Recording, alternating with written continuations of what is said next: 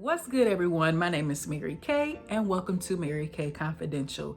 In today's video, we will discuss going back to school later in life. So if that's a topic that interests you, please stay tuned.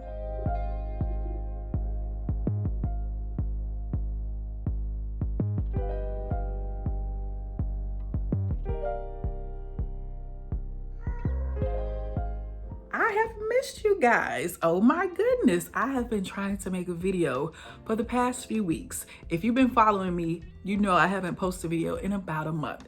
And as you can tell by the title of the video, it's because the dynamics in my life have changed drastically.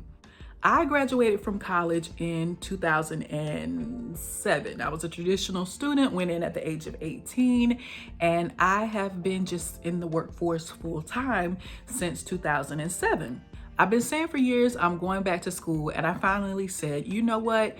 You've been working from home for 18 months. Your life is very mellow right now, very little social interaction. So let's put this time to good use and go back to school. Now that I've been in school for about a month, I found my rhythm, and I have a few good tips for you if you're interested in going back to school as well. Tip number one, don't be afraid to go back to school. There's always a chance for you to start on a new career path or just simply learn something new. It's never too late to change your course in life. Tip number two, know your why. Why do you want to go back to school? Why do you want to study this particular program versus another? The reason your why is so important. School is not going to be like when you were a senior in high school, because at that time, all you knew was school. If you know your why, when things get tough, whether it be the class is really hard or you're trying to balance your life between personal life, work life, and school life, if you know your reasons for doing it, you're going to stay motivated. Tip number three, build your network. Be sure to get to know your professors. Be sure to get to know the other professionals on campus. You never know who knows what or who knows who that can help you navigate to your next career opportunity. And that leads into tip number four. The reason you want to build that rapport with your professors is you never know when you need a recommendation letter. If you're going for your master's, if you're going for your doctorate, even in some cases where you're going after a particular job, you might need a recommendation letter. It's kind of hard for a professor to write a recommendation letter for a student they don't even know. You just turned in your homework, turned in your papers, did your final. You might have made a good grade, but they don't know you. They might still write you a recommendation letter, but it's going to be very generic versus you taking the time to build rapport with your professor and your professor being able to write you a very solid recommendation letter. Tip number five, if you aren't already, make sure to get a little tech savvy. When I obtained my first degree, it was all face-to-face classroom. It was literally turning in physical homework. This day and age, most things are online, and this degree will be completely online. At first, it was a little intimidating, but luckily, my school actually had a summer workshop that was designed specifically to get you adjusted to the system you were going to use.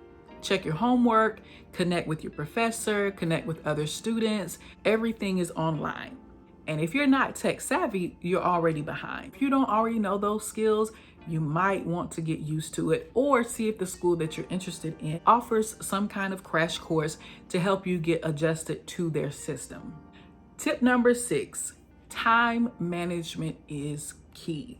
Time management is everything. Before I started class, my day consisted of work and chill. I like to think I work out pretty often, but most of my days were work and chill.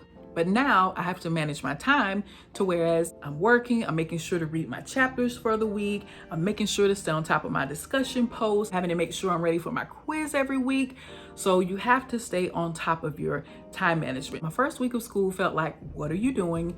Why did you choose to do this? Are you studying enough?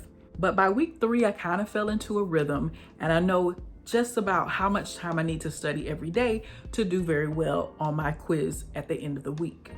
Tip number seven, be sure to create a quiet, dedicated space for you to study. But if you have kids, if you have a needy partner, it might be a little harder for you. But make sure to have a quiet, dedicated school area in your home. If that's not possible, you might want to go to your local library, or if it's a nice day, sit out in the park, but somewhere where you're going to be able to concentrate and have some quiet time to focus on school. Tip number 8, read the syllabus thoroughly.